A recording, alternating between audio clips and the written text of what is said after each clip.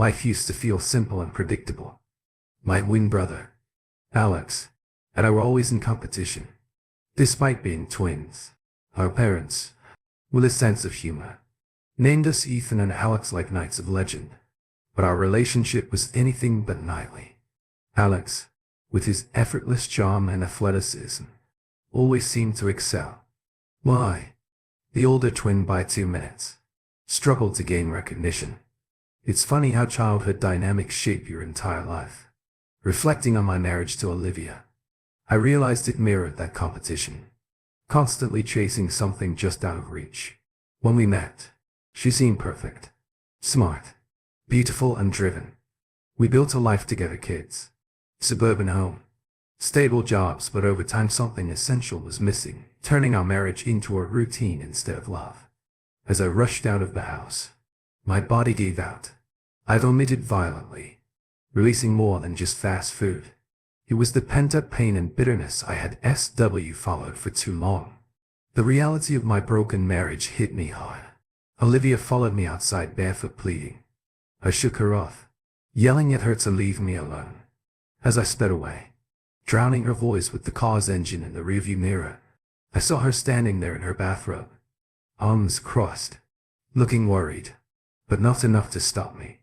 The realization that there was no love left between us hurt more than catching her in the act minutes earlier. It wasn't a new revelation, just an old truth I had avoided facing at Alex's apartment. He greeted me with concern, but I brushed past him and collapsed on the couch. His messy apartment always annoyed me, with dirty dishes and clothes strewn everywhere. He had been playing video games. When I arrived, typical Alex, everything okay? Bro, he asked, nudging me. I ignored him and he eventually returned to his game. Finally, I snapped. Aren't you supposed to be at work without looking away from the screen? He replied, aren't you watching him play? My anger grew. How could he sit there casually playing video games while my life was falling apart? Why did things come so easily to him? While I carried all the weight, I exploded, surprising even myself. Can you turn that crap off? What are you, 16? Alex shrugged and phased and kept playing. What's your problem? He asked calmly. That's how Alex handled everything. Nothing ever fazed him. My rage boiled over. I grabbed his controller and smashed it into the wall. What the hell are you? Yelled. What's wrong with you? I shouted, poking him in the chest. What's wrong with me? If you got a problem, leave. This is my place. Go back home to your wife. I snapped. We'd fought before, but this time was different. Fueled by anger, I attacked again. But Alex, always stronger, easily overpowered me, knocking me out cold. When I came to, I heard Alex on the phone. I don't know what's wrong with him, he said, seeing me awake. He smirked and tossed me ice back. You done acting like an idiot. Why did you call Olivia? I groaned, shook. Your wife. She should deal with you. He replied. Call her back. Tell her I left her died. I don't care. I can't talk to her right now. His expression softened. What's going on? Art, you come over here and swing at me. What's your deal? Reluctantly, I told him about the day's events, the sick feeling after a bad meal, deciding to work from home, and the unexpected discovery that shattered my world. I didn't expect Olivia to be home, and the strange car outside didn't raise alarms. I was too focused on reaching the bathroom, unaware that my life was about to change forever. As I finished recounting the story, Alex grew serious. That witch, he yelled, screw her. I chuckled darkly. Funny. That's what that guy was doing. Ignoring my comment, Alex started pacing. Who is this guy? Do we know him? He paused, looking worried. Tell me. It's not Brian. No, not Brian. But the guy looked familiar. A knock at the door interrupted us. It was Olivia. He left, Alex said coldly, cutting off her protests. When he returned, I gave him a grateful smile and we spent the rest of the afternoon in silence. Eventually I knew I had to face Olivia. Staying away was just delaying the inevitable. When I got home, everything looked normal, almost as if it had all been a bad dream. But it wasn't. Inside, Olivia tried to talk. We should talk, she said. I sighed. Staying silent, she apologized, but it felt hollow. More about how I found out than the betrayal itself. I sarcastically threw her words back at her, mocking her empty apology. We argued about everything, but the core issue, dodging the real pain. Eventually I asked, how long has it been since we made love? She hesitated. What does that have to do with anything? It's like you were just doing me a favor, I said. But that guy, he gets enthusiasm. She didn't answer and I knew I was just trying to provoke her. But I wanted her to feel something, anything close to. I felt, but she couldn't because I hadn't cheated. I had kept my vows. After a tense silence, I finally asked, "Do you still love me?" Olivia. Her hesitation was telling yes, but not in the same way. Not anymore. Not in that way. I repeated, realizing she didn't love me anymore. Exhausted, I got up to leave. She grabbed my hand. "Don't run away. We need to finish this." I pulled away. "What's left to say?" "You don't love me." "That's not what I said," she insisted. "I know you're hurt and I regret it. But you're twisting my words right. Because you understand me so well." I sneered. "When did you stop loving me? Before or after? You started cheating." "Because I don't remember you ever mentioning it." She narrowed her eyes. "Being an idiot won't make this easier." "My mistake. I didn't realize how tough this was for you," I responded sarcastically. She started to respond, but stopped, her patience finally gone. "You know what, Artie? You're right. I should stop apologizing. You'll just twist everything I say." I couldn't resist one more jab. "Was this you trying to spare my feelings?" That was it. Her face hardened and she smirked. "Yes, I was sparing your feelings. I wasn't going to tell you that you're a boring, overweight man who's terrible in bed. Or that the last time we had fun was before I got pregnant. But since you insist." Her words cut deep. I wanted the truth, but not this brutally, so I retaliated. "Well, when your wife just lies there like a blow-up doll, what do you expect?" Unfazed, she delivered the final blow. "If you'd seen me with Nathan, you'd know what I'm like with a man who knows what he's doing." That hit me hard. My pride shattered. I was speechless, her words echoing in my head. Seeing my reaction, her anger shifted to regret. "Artie, I'm sorry. I didn't mean it," she began, but I left the room before she could finish. The next morning, I woke up in the guest room disoriented and late for work. Her words boring, overweight man echoed in my mind as I stared at my reflection before yesterday. I thought my life was good, comfortable, with a decent job, a nice house and kids in private school. But apparently that wasn't enough for her. She wanted someone who wasn't me. As I left the bathroom, Olivia and I awkwardly crossed paths in the hallway. "I need to wait, Max." She said okay. I mumbled. We quickly went our separate ways and I was relieved to house at work. I tried to focus, but my mind kept drifting back to Olivia, in her affair. Her words haunted me. "If you really saw me with Nathan, you'd know what I'm like with a man who knows what he's doing." My phone buzzed. The text from Olivia last night got out of hand. "We need to talk without the petty nonsense." Anger flared, but I didn't lash out. I simply replied, Agree? We'll talk tonight." Her response came quickly. "Okay. See you then at work." I couldn't shake her cruel words, especially as I visited a store manager by a fit young guy named Phil watching him work. I couldn't help but compare myself, her words echoing in my mind. When I asked Phil how he stayed fit, he gave me a gym card suggesting I check it out. I stuffed it in my wallet, unsure if I'd ever use it at home. Olivia and I sat in silence until I finally asked why. "Why, gee." A tear slipped down her cheek. "Because I'm not attracted to you anymore. We've lost the spark," clenching my teeth. I asked, "And I suck in bed, right?" She shook her head. Sadly, "I'm sorry for what I said yesterday. I was angry." "Is it true?" I asked, but her silence answered. "Why didn't you tell me? Why did you let this go on for years, instead of talking to me?" I asked, frustrated. "I tried at first, but nothing changed. So I convinced myself I had no right to be unhappy." I couldn't believe it. "You never told me I was bad in bed." "But I did mention your weight," she said defensively. How was I supposed to know? That meant you were unhappy in our marriage, I retorted. I thought it was just a phase. Why didn't you try to fix us? Then she shot back. I wasn't the one cheating, I replied sharply. If you were so unhappy, you should have spoken up. Milt stepped out. After a moment of silence, she quietly said, I think we should get a divorce. Artie. Her words echoed in my mind. Logically, it made sense. But love isn't logical. I felt a surge of anger, not just about the cheating, but because I wasn't the one suggesting the split.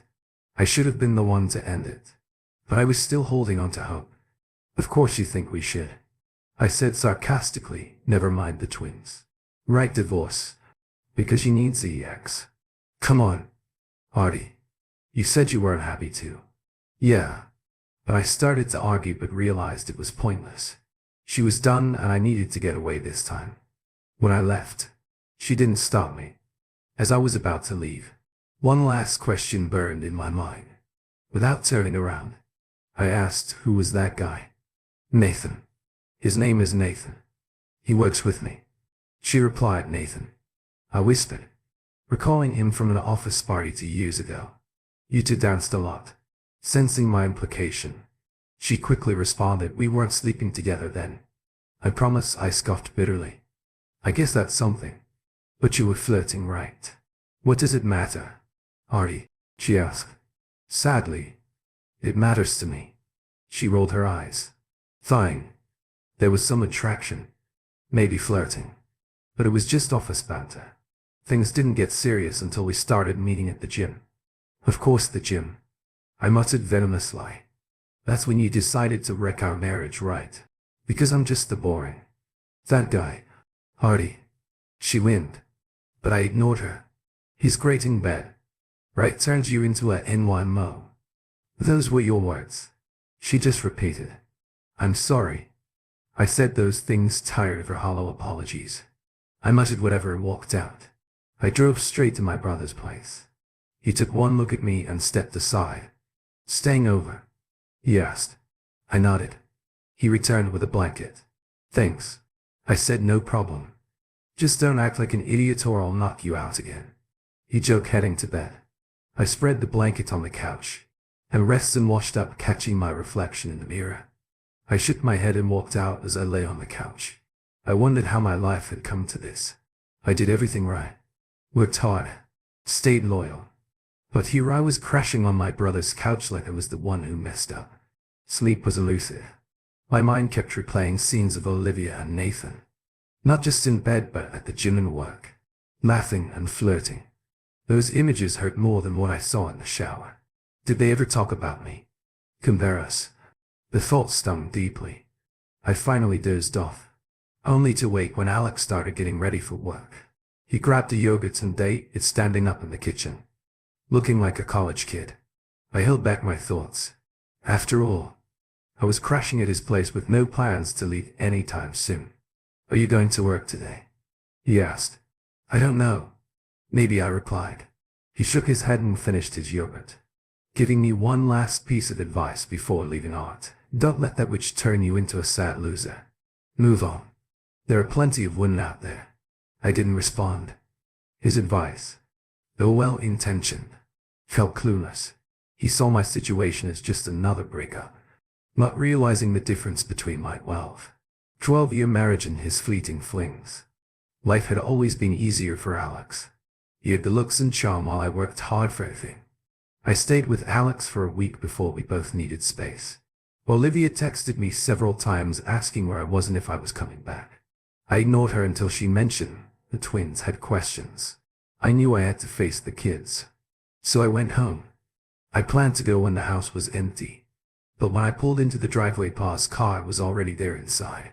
I found her in the bedroom, packing my clothes. You're finally back, she said. What are you doing with my clothes?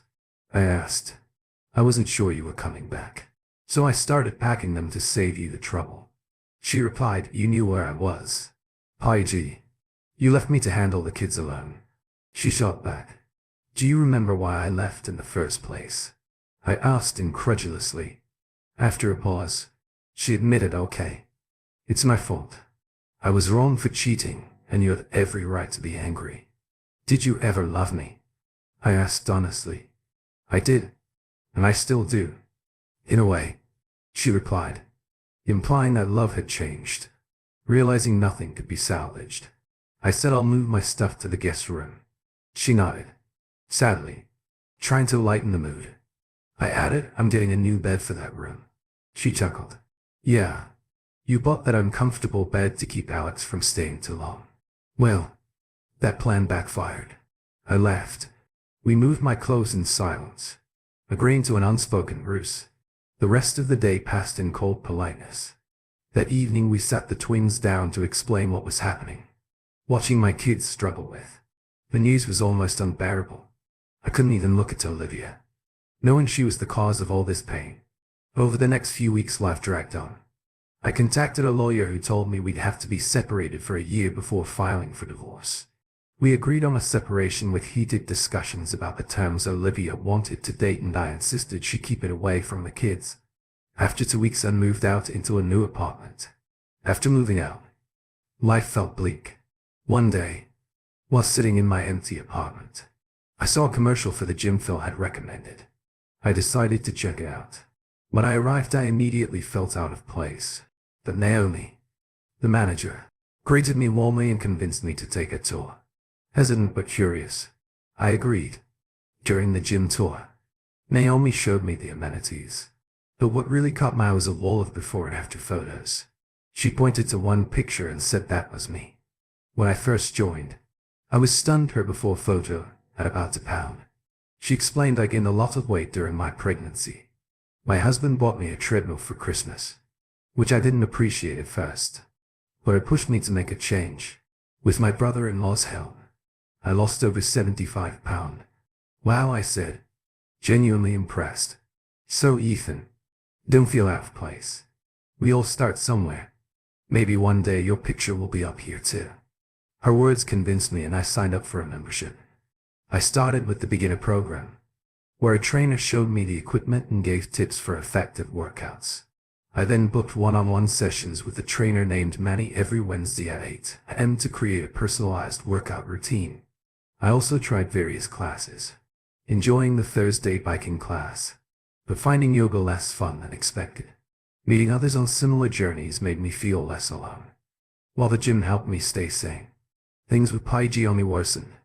One evening I visited the kids at our old home and found Olivia's niece babysitting. When I asked where Olivia was, the niece seemed nervous, hinting the Olivia was likely out with Nathan. I stayed to spend time with the kids and sent the niece home. Olivia returned around 11, surprised to see me. She looked beautiful in her black dress, but her disheveled appearance suggested she hadn't just been out dancing. I calmly said I came to see the kids. Since I was here, I sent Penny home. If I'd known you'd be this late, I wouldn't have. She seemed to gauge my mood, but I was emotionally drained. I didn't know you were here. I'm sorry, she said, avoiding eye contact. I shook my head and stood up. No worries. Crap happens, I said flatly, heading for the door as I grabbed my coat. She quietly thanked me for paying Penny no problem. Good night, Olivia, I replied and walked out.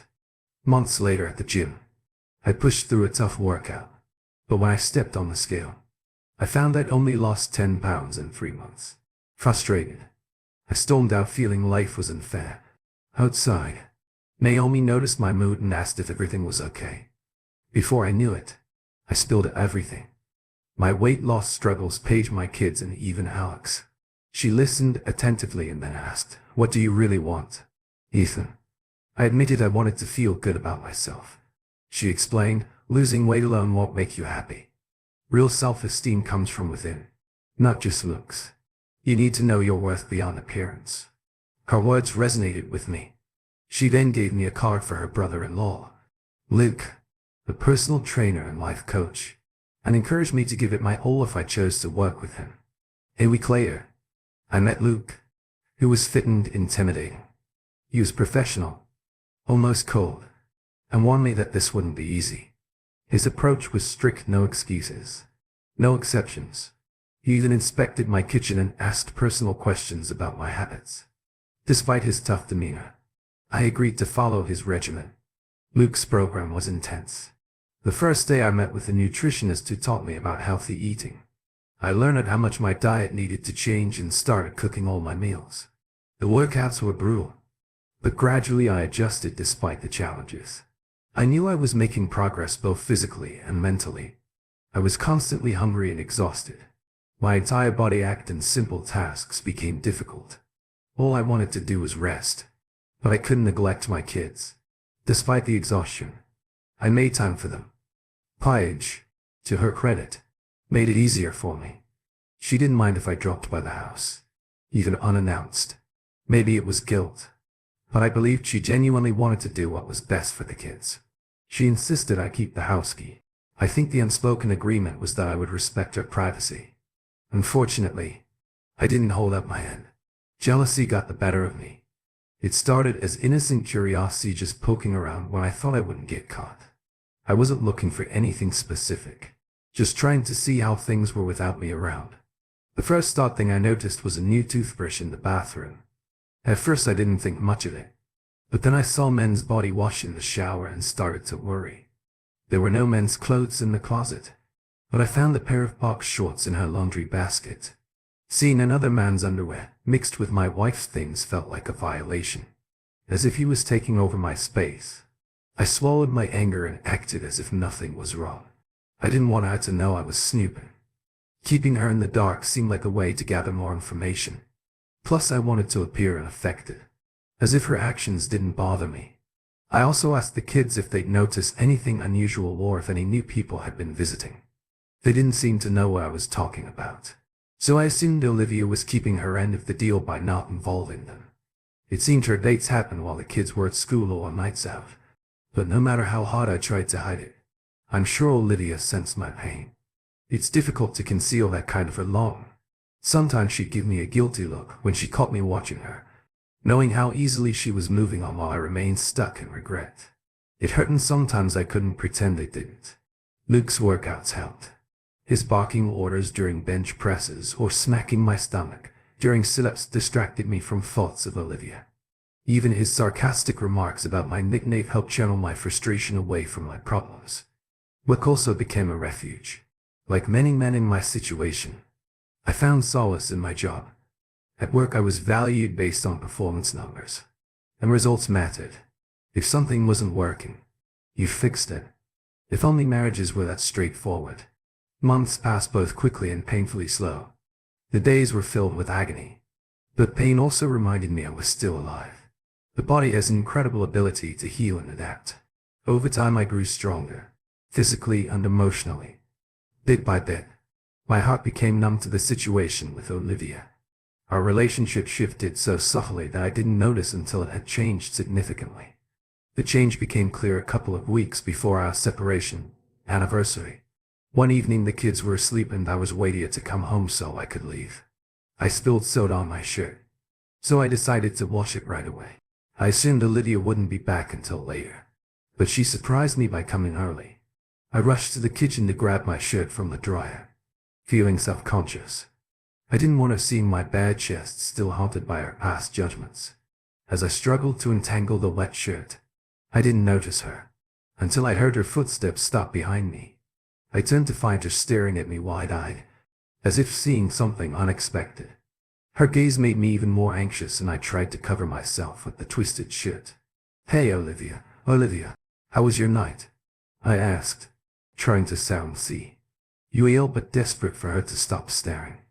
"It was fine," she replied slowly, not breaking eye contact. "Okay." I could feel the tension in the air, her eyes silently comparing me to her. DX. God, it took all my remaining pride not to flee the room. Instead, I held my head high and said, "The kids are in bed. Dinner's done and homework's finished. I'm heading out now. If you don't mind, I'll use your bathroom before I leave." Then I quickly left the kitchen. When I got to the bathroom, I finally managed to untangle the shirt before putting it on. I caught a glimpse of myself in the mirror and was shocked. Just like Olivia had been earlier, my apartment only had a small mirror that barely showed enough to shave, so I hadn't been paying much attention to my appearance. After my disappointing experience on the scale, I had been avoiding mirrors altogether, preferring to remain in blissful ignorance. But this mirror covered the wall above the sink, reflecting my entire torso. I was stunned by what I saw. My chest had definition and my midsection was noticeably slimmer. The excess fat that used to stick out had flattened. My shoulders were broader, creating a more V-shaped physique. I wasn't ready for a fitness magazine cover, but I looked far better than the out-of-shape version of myself I had been used to. For the first time, I saw an attractive man in the mirror, and that man was me. Was this why Olivia had been staring at me? Maybe she wasn't disgusted. Maybe she was attracted. That moment in her bathroom was a turning point for me. It was the first time I actually felt worthy. When I left the bathroom, I casually walked past her and said, "All right, Olivia, I'm off. Have a good night." Her eyes lingered on me as I left, but this time I didn't shy away from her gaze. I embraced it, though I pretended not to notice. "Good night, Hardy," she replied, her voice softer than usual. With a newfound confidence, I walked out the door with a bit of a swagger. After that moment in Olivia's bathroom, I became more aware of the changes I had made. Without realizing it, I constantly compared myself to how I was when I first started. Some changes were obvious, like my clothes fitting differently. My dress shirt collars were no longer tied around my neck and my waist size had dropped from 40 to 36. Other changes were smaller but still satisfying. I could bend down and get up more easily, tie my shoes without spreading my legs wide, and get in and out of the car without grunting.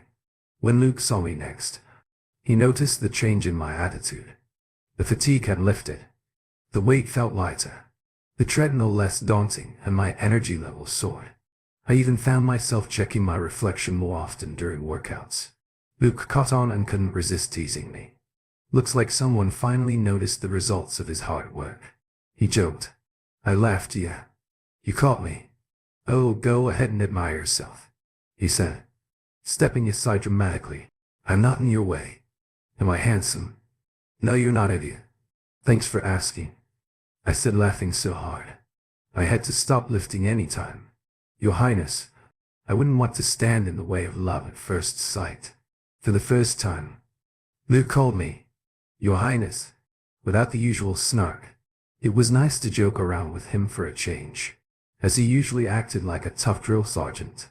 Another significant change I noticed was how people interacted with me. They seemed friendlier, lingered a bit longer when they looked at me, and smiled more. It might sound shallow, but I couldn't deny it. Attractive people do get treated better. It's a sad reality. I realized wasn't immune to this either. Ever since that night at her house, she'd been more attentive, smiling more and even brushing her hair out of her face in a way that felt almost flirtatious. She stopped treating me with pity and started showing me respect. Everything came to a head on our separation anniversary. I had contacted my lawyer and gave the go-ahead to prepare the divorce papers. I wanted them ready, so Olivia and I could move on instead of having her served, which felt impersonal. I decided to give them to her directly. We were in a good place and I felt the end of our marriage deserved the same respect as its beginning. That night I found her upstairs getting ready, possibly for another date. She was in front of the mirror, putting on earrings. I knocked on the door frame to get her attention. "Oh hey, Hardy," she said. Turning around, she spread her arms and asked, "How do I look?" "Hey Olivia, you look beautiful, but I'm sure you already knew that," I replied. Her eyes did that familiar roving thing, taking me in no, just trying on clothes to see how they fit. "You remember this dress?" I took a closer look and then burst out laughing. "Isn't that the dress I bought you for your birthday? What was it, 8 years ago?" She smiled brightly and laughed. "It was 9 years ago. Remember? I saw it in the window and mentioned I liked it. You said we couldn't afford it, but you didn't tell me you got that promotion. Then you surprised me by coming home with the dress and the good news, I remember," I said with a nostalgic smile. "We celebrated that night at the new Italian restaurant." Her gaze shifted and she added softly, "That's also the night we conceived the twins." Pleasant memories flooded my mind, recalling how close we were that night. But suddenly those happy memories turned dark. I pictured myself struggling to please her while she was half asleep, only for another man to replace me. In my mind, This happened when I was in the first or second year of junior high school. I think I was about 13 years old. I grew up in the countryside. I didn't remember Dirk's face. The thought of him haunted me. The room felt heavy with unspoken tension. I shook off the thoughts and said, "Huli, I have something for you." I dropped a manila envelope on the bed and her expression darkened as she looked at it. "Wow, you didn't waste any time getting that ready, did you?" she said barely. "Well, it did take me a year," I joked, hoping to lighten the mood. But she didn't laugh or smile. She just turned back to the mirror, expressionless as if the papers didn't matter. "I'll look at them when I get a chance," she said, flatly dismissing me. I left the room puzzled by her reaction. I didn't expect a celebration, but I thought she'd at least be relieved to start the process. I found Max first playing video games in his room. "Is your homework done?" I asked sternly. He turned quickly, guilt written on his face. Almost he mumbled, looking away seeing my expression. He added, "I'll finish it now." "Good choice," he grumbled under his breath as he turned off the game. But I pretended not to hear. Sometimes it's best to walk away before you have to discipline your kids for something lighter. Next, I found Sophie in the living room flipping through a photo album. I recognized the cover of our wedding album. No need to ask about homework. She was always on top of it. I sat next to her and put my arm around her. "Hey, pumpkin. What are you looking at?" I asked just. "You're in Mommy's wedding pictures," she replied, posing on one of me and Alex. "In our tuxedos. You look just the same, especially since you lost all that weight. You look really handsome now." "So I wasn't handsome before," I teased, laughing as she tried to backtrack. After a few seconds I let her off the hook. "Just kidding. Thanks for the compliment." She smiled and leaned into me. But then her expression turned serious. "Are you and Mommy ever going to get back together?" I sighed, wishing I could avoid this conversation. "No, sweetie. I don't think so," I answered honestly, thinking of the divorce papers on pause bed. "Why not?" she asked. "Sometimes adults realize they can't stay married, but that doesn't stop us from loving you." "So you and Mommy don't love each other anymore?" she pressed, seeing through my attempt to soften the truth. "We care about each other, but not like husband and wife. That's why we have to split up. But we'll always be friends." Sophie looked sad and turned away. I kissed her forehead, but it felt like a small gesture against her. Big questions explaining divorce to a 99-year-old is tough to them. It's simple: if you love each other, you stay together. Why can't life be that straightforward? I used to think it was, but everything changed when Derek entered the picture. I sensed someone behind me and turned to see Olivia walking away. As Sophie and I continued looking through the album, I wondered how much of our conversation she had overheard. A few nights later, I decided to attend my weekly biking class. I hadn't been in a while since starting with Luke, so there were some unfamiliar faces. I spotted a familiar one and I took the bike next to her. "Hey, Emma," I greeted cheerfully. She turned and smiled when she recognized me. "Ethan, long time. No, see, I almost didn't recognize you. You've slimmed down to good to work out with us now. Where have you been?" She teased her eyes, scanning me with appreciation. I blushed. "I've been here just working out different times. How have we not bumped into each other?" "Like I said, you're too good for us now," she joked, nudging me playfully. "Trust me, you're definitely not fat," I said, glancing over her, realizing I was checking her out. I became shy again, unsure whether to apologize or act like it didn't happen. Luckily, the trainer started class, saving me from further embarrassment after class. As Emma walked past me, she brushed my shoulder. "Don't be a stranger," she said with a playful smile, as she sashayed out of the room. I wondered if she was flirting with me. After being married for so long, I wasn't sure how to recognize the signs anymore. Over the next few weeks I kept attending the class just to interact with Emma. Each time things played out the same way and I became more convinced she was interested in me. I wanted to ask her out, but kept hesitating. Every time I saw her I told myself this was the time, but I always chickened out at the last moment. Luke noticed me checking her out a few times, but he didn't say anything, though I could tell he knew what was going on. One day Emma walked up to me, looking a bit confused, and said, "Your friend over there told me you had something to ask me." She pointed behind her and I saw Luke in the distance smiling and winking at me. I mentally cursed him. "Yeah," I stammered. She waited patiently and I finally mustered the courage to go for it. "I was wondering if you'd like to do something together sometime." She looked thoughtful at first and I braced myself for rejection. But then she smiled brightly and asked, "Are you asking me out?" Her enthusiasm gave me the confidence to respond, "Yes, I am. Would you like to go out with me?" She handed me a piece of paper with her number. "Call me tonight." Seeing my confusion, she laughed. "Your friend bet me you wouldn't ask me out because you were too chicken." "Really?" I glared at Luke. "Yeah, but I had faith in you. Now I'm 10 richer. Thanks to you. Happy to help. Let me know anytime I can make him a loser." I joked and we both laughed. She said goodbye and reminded me to call her after 8. As she left, Luke walked over with a smug look. "What's she want?" he asked, pretending to be clueless. "She came over to tell me what an intrusive a hole you are," I replied, throwing a towel at him. He laughed and shrugged it off. That night I faced another dilemma. I hadn't been on a first date in over a decade. I had no idea where to take Emma or what to expect. Were the dating rules still the same as when I courted Olivia? My mind raced with questions. Dinner, a movie, something more adventurous. Surprisingly, Alex gave the best advice.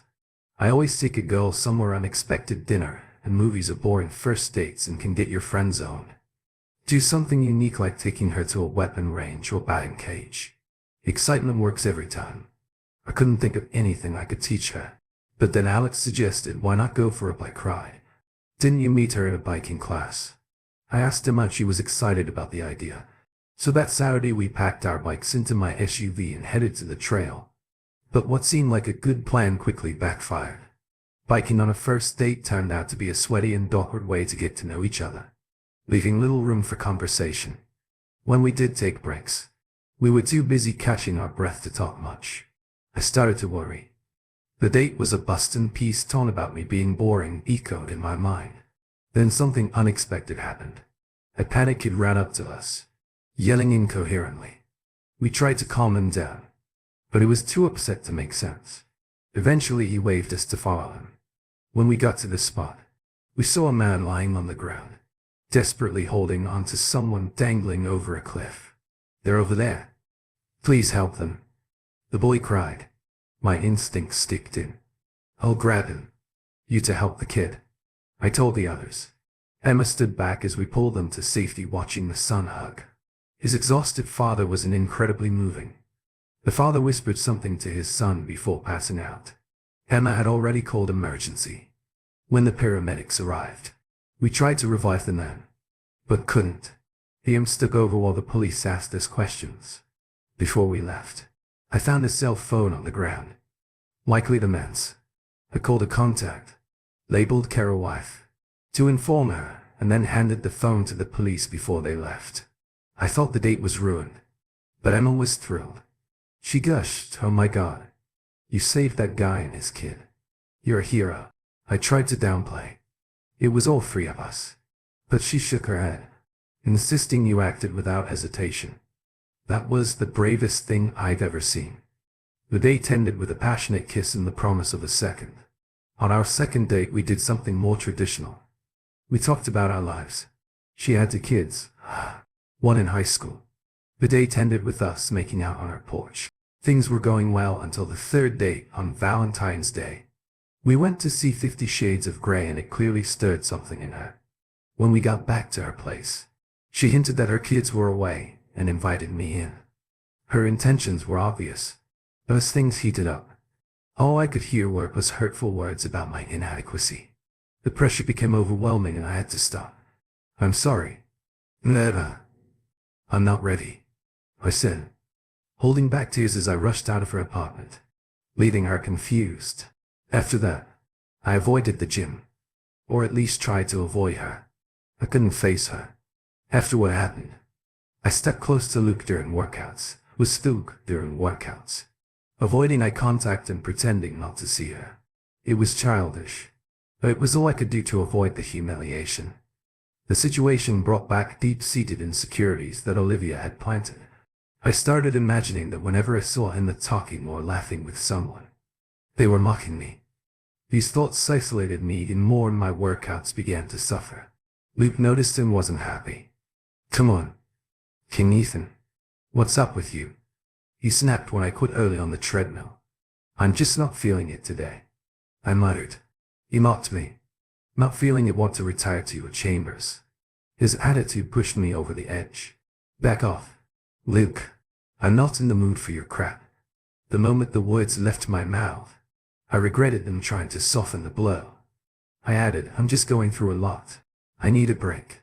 He gave me a cold look and said sarcastically, "So you want to take a break and call me when you feel better?" Despite knowing he was mocking me, I considered that a break sounded good. "I just need you to ease up a bit," I said, hoping for some understanding. To my surprise, he shrugged. "Sure. Why not really? Yeah. I don't want to waste time on someone who can't get his act together. Let on end our workouts so I can focus on clients who care," he said nonchalantly. "What the hell, Luke?" I asked, stunned as he walked away. I chased after him, desperate for information. "So I need one day, and you drop me. After all my hard work, I'm not worth a second chance." He ignored me, but I kept pressing until he turned and shoved me, hitting me against a machine. His voice dripped with anger. "You know what you are, Ethan? A whiner. You expect sympathy because your wife didn't appreciate you. But life doesn't work that way.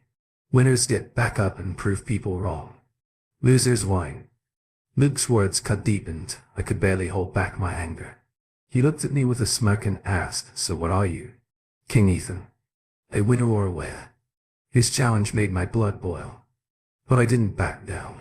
He pointed to the treadmill and ordered, "Get back on and give me 20 more for minutes." Fueled by rage, I ran faster than ever, pushing myself to the limit. When the treadmill finally stopped, I stormed off to the locker room fuming.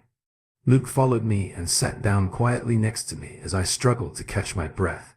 After a long pause, he opened up. "I proposed to my wife 3 times before she said yes. She kept turning me down because she was in love with another man." His voice had a vulnerability I hadn't heard before. I asked who the other man was and he replied, "Her husband." That shocked me. It turned out she was a widow, and no matter what Luke did, he always felt like he couldn't live up to her late husband. It was a rare moment of honesty from him and it caught me off guard. "How did you handle that?" I asked. He admitted I tried everything to prove I was good enough, but in the end she only saw me as a good friend. His frustration was palpable. He explained that he didn't know he looked like a walking billboard for GNC. "Everyone faces rejection. It's not about how you look," he said. "Confidence based on others' approval is shallow. Real worth comes from within." He then shared the lesson he learned. If you've done everything you can and it's still not enough, it's not you, it's them. Her rejection didn't make me less worthy. It just meant she couldn't appreciate what I brought to the table. His story made me see him differently. He wasn't just a tough coach. He was human with his own struggles. He explained that after breaking things off with his now wife, she eventually realized what she had lost and fought to be with him. They'd been happily married for 5 years. But he didn't stop there. He mentioned the 80-20 teacher's rule that people often take for granted the 80 they haven't chased after the 20 they're missing. He believed I was pages 80 and he wanted to make sure I didn't take things for granted either. "I push you because I don't want you to feel entitled." He said, "You're not some pathetic guy who needs pity. You've got strength, determination and honor. Once you stop seeing yourself through your wife's eyes, you'll realize you're King Ethan. Start acting like it." I hit the showers afterward, letting the warm water soothe my sore muscles. Luke's words kept replaying in my head. He was right. I'd spent too much time judging myself by other standards. I compared myself to Alex because everyone else did. I believed Pa's view that I wasn't worth fighting for. My worth at work only felt real when it was validated by others. But life isn't that simple. There's no formula for self-worth. You have to believe in it. even if others don't. I needed to stop hearing Olivia's hurtful words and move on. Weight loss alone wouldn't fix that. It had to come from within. Later that night I was jolted from a deep sleep by my ringing phone, groggy. I realized it was 4 a.m. and the caller was Alex, annoyed.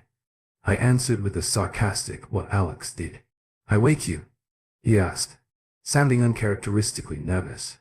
You think I snapped, waking up fully as I sensed something off in his voice. What's wrong? He hesitated before blurting out, "Julie's pregnant." I frowned in confusion, asking who the hell is Julie. "The girl you met on our birthday," he reminded me. After a moment, I recalled the young blonde cheerleader. I raised an eyebrow, asking if she was even legal. Alex got defensive, insisting she was 20 and had her own apartment. "Did you check her in?" I teased, which only frustrated him more. "You always have to be such a smart prick," he shot back. I retorted, "Do you always have to act like an irresponsible teenager? You're 35 and you got a 20-year-old pregnant. Ever heard of protection?" His voice turned cold. "You know what, Art? Get over yourself. You think you're perfect. Always looking down on me. You've always been Mom and Dad's favorite, the golden boy. Meanwhile, I'm the screw-up." I should have felt some sympathy, but his whining only irritated me more. "Spare me, Alex. Everyone worships you. The football star. Mom and Dad always bail you out.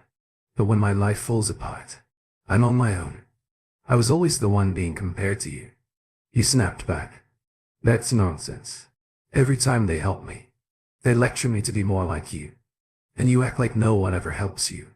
But when your wife cheated, whose couch did you crash on? Who ran interference me? I've always been there for you. Even back in high school, when I fought off bullies for you. So cut the crap about being all alone."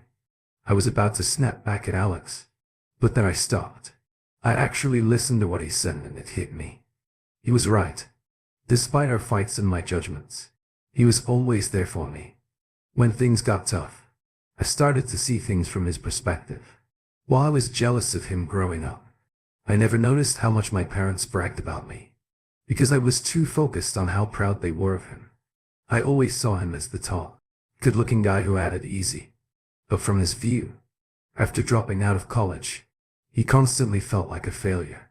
Our parents always stepped in to help him because they didn't believe he could do it himself, which must have crushed his self-esteem. Now he was scared because he had a baby on the way and felt incapable of handling it. So he called me, his twin brother, for support. And what did I do? I treated him like crap. "You're right, Alex," I said, without sarcasm or malice. He wasn't expecting that and was caught off guard. I took the chance to elaborate.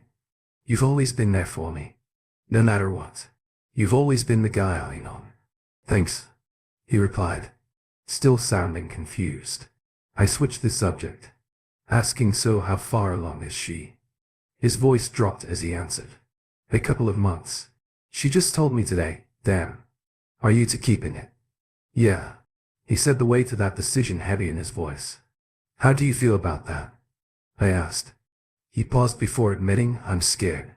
Or how do I raise a kid? I still live like one. I'm not like you. Max and Sophie are lucky to have a dad like you. What's my kid going to think of me?" I remembered having the same fears when Olivia was pregnant. "Alex, stop comparing yourself to me. That's the mistake I always made with you. Believe it or not, I've always been jealous of you." He gasped in surprise. "Stop nonsense. Tell me, Art, what the hell are you jealous of? You've got your crap together. Especially now that you've lost all that weight." I chuckled at the irony. "That's just it, Alex. Neither of us should be jealous of the other. I'm working on fixing my insecurities. Why can't you? If you want to be responsible, then be responsible. If you want to be a dad, learn how to be one." "That's easy for you to say," he grumbled. "You're right. It is easy to say, but it takes work. And if anyone can do it, you can. You're one of the strongest people I know. I bet on you any day." "Really?" he asked, genuinely surprised. "Absolutely. And I meant it." Alex might have been irresponsible at times, But I always believed he'd outgrow it, and I had a feeling the time was now. We talked for 2 more hours, and the more we did, the more I believed he'd be a great dad. He wasn't handling the situation like everything else. He was worried, thinking about how his actions would affect his child. Isn't that what all good fathers do? I shared my own parenting failures, hoping it would make him feel less alone. Some stories made us laugh. Others were cautionary tales. I joked that fate would probably give him a girl as karma, and he laughed at that. I promised to be there for him in whatever way he needed. And I meant it. By the time we hung up, the sun was rising. Something had shifted in me. During that conversation, I grew up a little. I wasn't jealous of my brother anymore. It wasn't because I realized he was as jealous of me as I was of him. It was because I started seeing myself differently. I was the responsible one, the smart one. Those were qualities I should have been proud of. They were my 80 and I didn't need the other 20. I was fine, just the way I was. I got up and prepared for work, feeling better than I had in a long time. Life moved at a steady pace. After that, weeks turned into months and my outlook brightened. The one downside was that Luke felt like I didn't need him anymore. My weight loss had been so subtle that there was no trace of my old self. But the real reason he moved on was because I saw myself differently. My confidence was up and that had been his main goal. All along. Looking back, I saw how calculated his plan was. The snarky comments, the tough workouts, the relentless attitude, it was all to stop me from seeing myself as a sufferer of fate's cruel joke. Honestly, he was worth every penny I should have paid him. During our final bittersweet workout, things with him came to a head. I got distracted when she walked by and Luke noticed. "You going to just keep staring at her or actually talk to her?" he asked with a knowing look. I hadn't even realized I was staring until he pointed it out. "Sorry, Luke, I'm getting back to lifting," I mumbled quickly. "Doing some arm curls and slamming the weights back on the rack look odd," he said cautiously. "I'm not trying to meddle, but it's obvious you want to talk to her. Whatever happened, it can't be worth all this effort to pretend she doesn't exist." I looked around embarrassed. Am I that obvious? Was that supposed to be subtle? He snickered, seeing my horrified expression. He added, "Just go talk to her." "I can't. After what happens, she'll probably just laugh and walk away." He shrugged, then stopped staring at her from across the room. "That's more effective." His smugness was infuriating, but I knew he was right. I saw him heading to the locker room, swallowing my fear. Hurried to catch her. "Hey, Emma, Emma," I called out. She turned immediately, looking uncomfortable as she stared at the floor. "Hey, Ethan," she said quickly. Her demeanor didn't inspire confidence, but I pushed through the awkwardness. "How have you been?" I asked, my voice betraying my nervousness. "Pretty good," she replied, without meeting my eyes. Gathering my courage, I said, "Listen, I was hoping we could talk. You know, clear the air." She nodded quickly. "When did you want to talk?" I took a chance.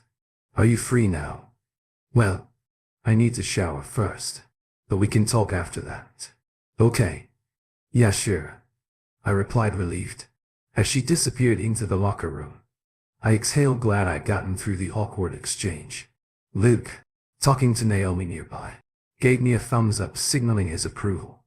After we both showered, we met at a nearby Golden Corral. As we ate, I struggled to start the conversation. Small talk filled the silence, but I could see she was growing impatient. Finally, I took a deep breath. I wanted to talk about that night. "You know, when things almost happened." She shifted uncomfortably, shaking her head. "You don't have to explain. It's fine. It's not the first time a man hasn't been attracted to me. I'm used to it. My ex-husband wasn't either. I'll get over it." I was stunned. "Well, yeah," she sighed with a sad smile. "He used to call me Pity and poke my stomach, even in front of his friends." Tears welled up in her eyes and she tried to rush to the bathroom. But I gently grabbed her hands. "Miss, you've got it all wrong." She looked up and my heart broke seeing her pain. "Your ex was an idiot. I don't know what his problem was, but that's not how I feel. I'm attracted to yours, EXY. Fun and beautiful." "Then why?" she asked. I took a deep breath and told her everything, my story, my fears, my past. She listened without interrupting. When I finished, her reaction shocked me. She burst into uncontrollable laughter. "What are you laughing at?"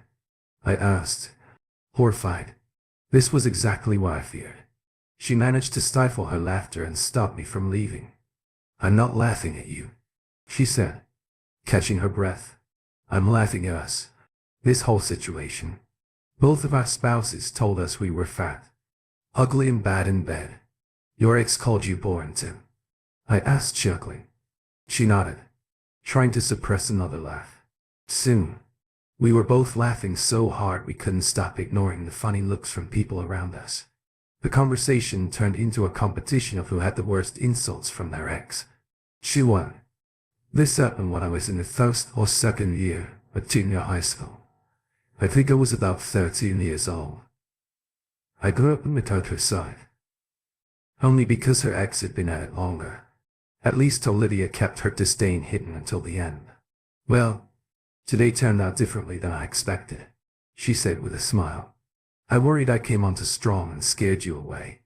I really liked you and didn't want you to see me like you did for once. I wanted to feel ZXY, even if just for one night. So I went all out when you didn't, you know.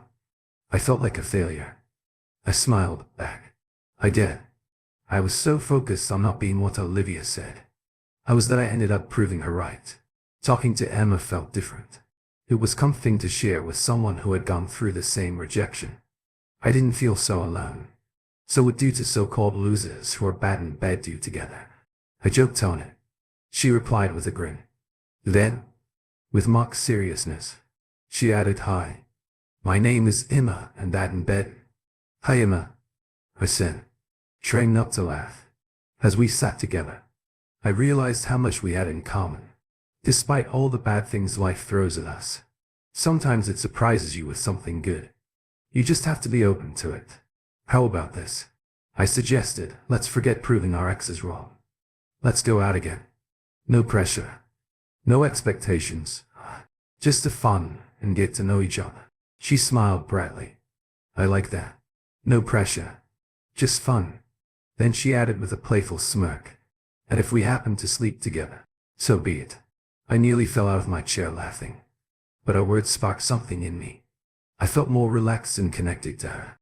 "Yeah, if it happens, it happens," I joked, crossing my fingers. We clinked our cups in a toast, unaware that someone familiar was watching us by the time I noticed she had already left. I wouldn't learn about this until weeks later. Why does Olivia make everything so difficult? I thought, as I stood in her bedroom doorway, trying not to lose my cool. Every time I tried to move forward, another obstacle appeared. She was dragging her feet on signing the divorce papers, and it was frustrating. We talked about it numerous times, but she always brushed it off like it didn't matter.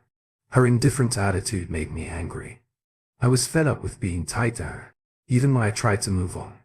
Her words haunted me. I wanted her out of my life. But, as always, it had to happen on her terms. "Olivia, what's the problem?" I asked impatiently as she sat in bed putting on lotion. Like I wasn't even there. She had the nerve to look smug in new lingerie that her boyfriend probably bought. "You can't expect me to sign papers without a lawyer looking them over," she said, condescending. "They've been on your dresser for a month. How can my lawyer review them if I don't have them?" She looked exasperated. "I haven't found a lawyer yet.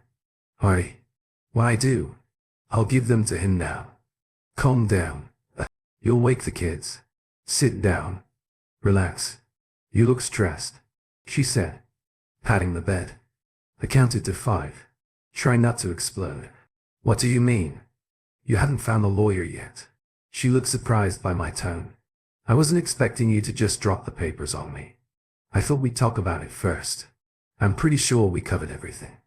When you called me a fat, boring loser, who's bad in bed, Artie," she whined, gearing up for another round of the same old argument. I was tired of it, so I steered the conversation back on track. "When do you plan on getting a lawyer? Have you even been looking instead of answering?" She turned it around on me. "What a sudden rush. You didn't seem to care before." Are you kidding me? You're the one who wanted this divorce.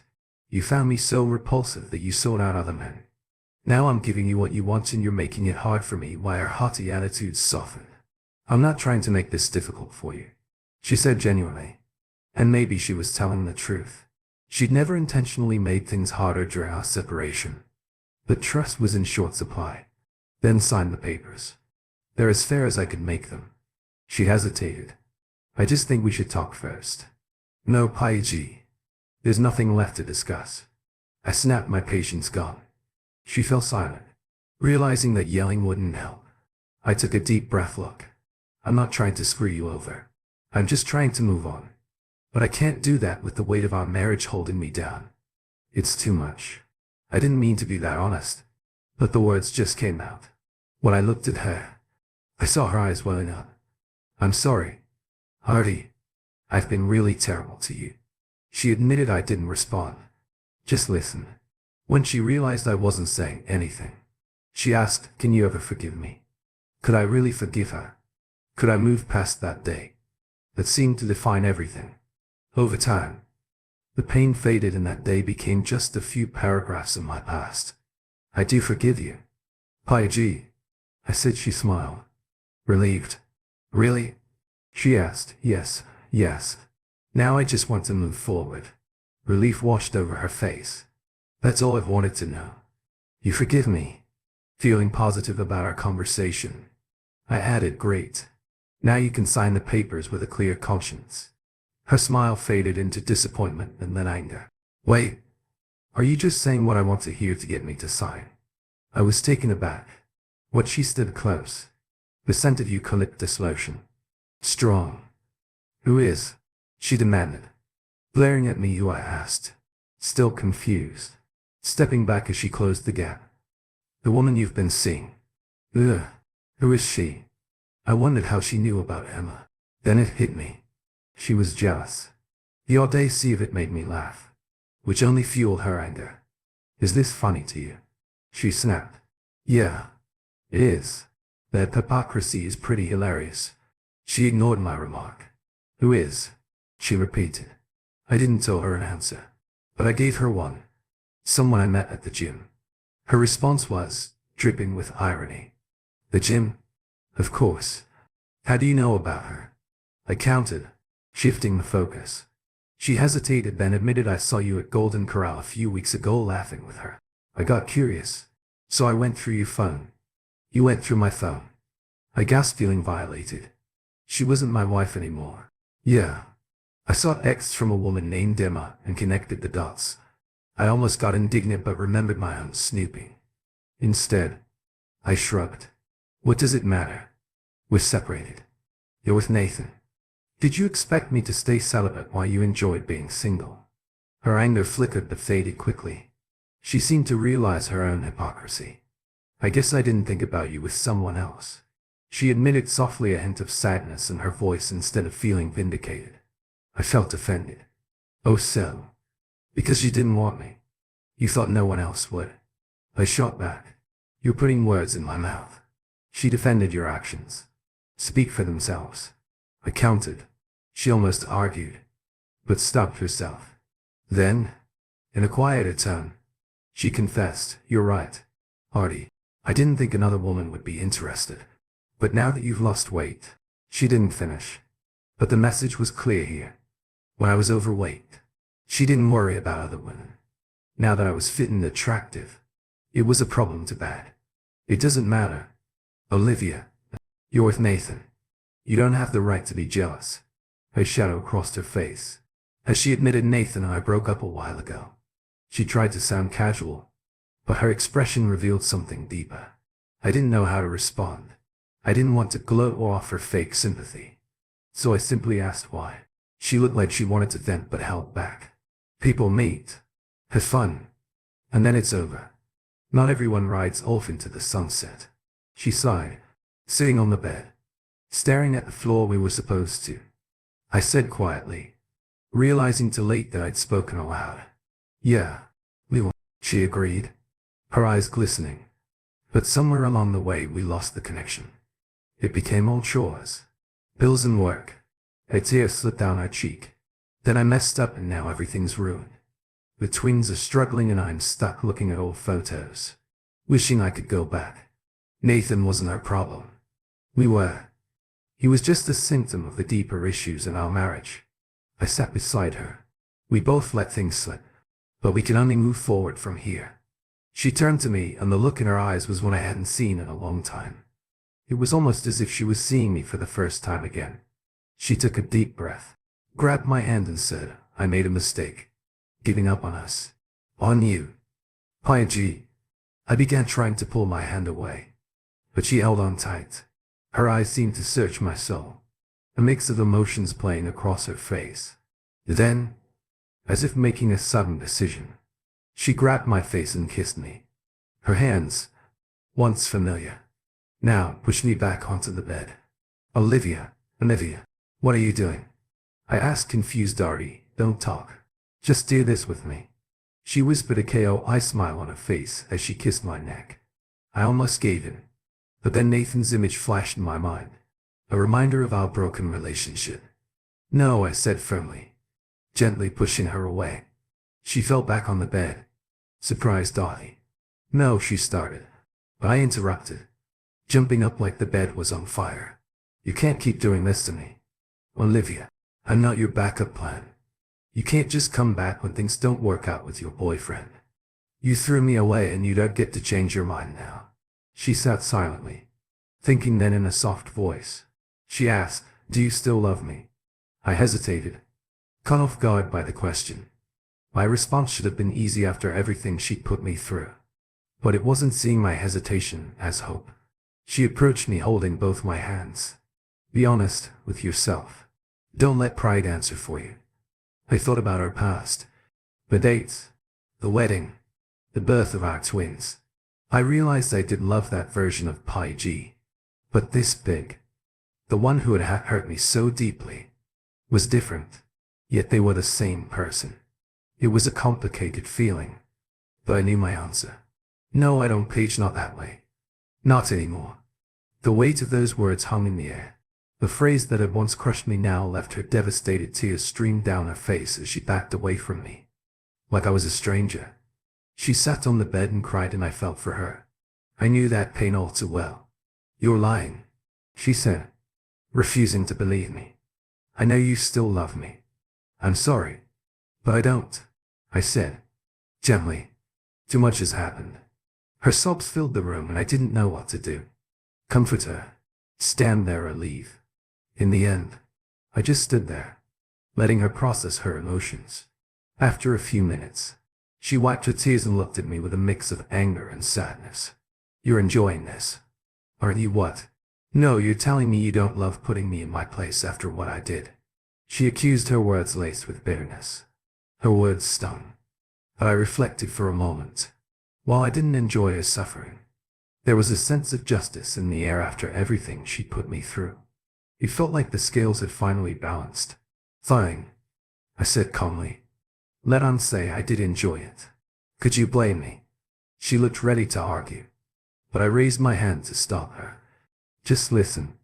You gave up on me. G. You cheated, ridiculed and asked for a divorce, but I still stood by you. I didn't expose you to the kids or make the divorce messy. I let you live your life with Nathan without complaining.